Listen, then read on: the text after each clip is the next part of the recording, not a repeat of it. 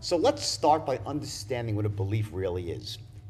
A belief represents what you think and feel about the world, and then how you actually view yourself as you move through the world. And in the end, it's all about certainty, meaning your level of confidence that something is definitely true. The more certain you are about something, the stronger your belief is about it. And conversely, the less certain you are about something, the weaker your belief. Now, in essence, who we are as people and how we operate in the world are dictated by the sum of all our beliefs.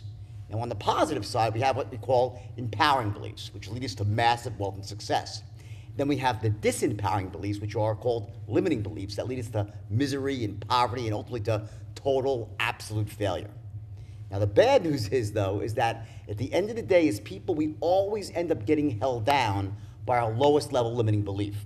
Essentially, it's the one at the bottom that stops us from being able to take advantage of all our other empowering beliefs. Let me give you an example here. You could have a Ferrari, a beautiful $250,000 racing machine that's as sleek as hell, cherry red chassis, 500 horsepower engine, 12 cylinders under the hood, 4 valves per, capable of going 250 miles an hour.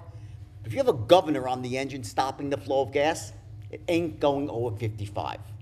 See, that's what a limiting belief does to you. It stops you from charging forward when you should and causes you to pull back when you shouldn't. And the truth is that we all have them. In fact, if you don't think you have a limiting belief, then guess what? You just found your first limiting belief. We all have them. They were literally inserted into us by our parents back when we were kids. And they got reinforced by our teachers, our friends, our enemies, the media, and so on. Now, for the most part, our parents had our best interests at heart, but they made some pretty huge mistakes along the way with some of the beliefs they inserted into us, whether it was about us not being capable of greatness, or money being the root of all evil, or sales being manipulative. Those are just a few examples, some serious limiting beliefs that lots of people have out there. They're just walking around with them. They sit just below the surface, disguising themselves as the facts of life, and they act as silent killers of success.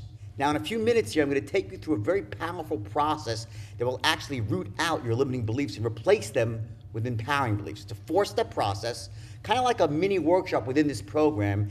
And when we go through it, I'm going to ask you to actively participate in the process. Now, I know that for some of you, these exercises are going to be a little bit uncomfortable or even seem weird, but just trust me.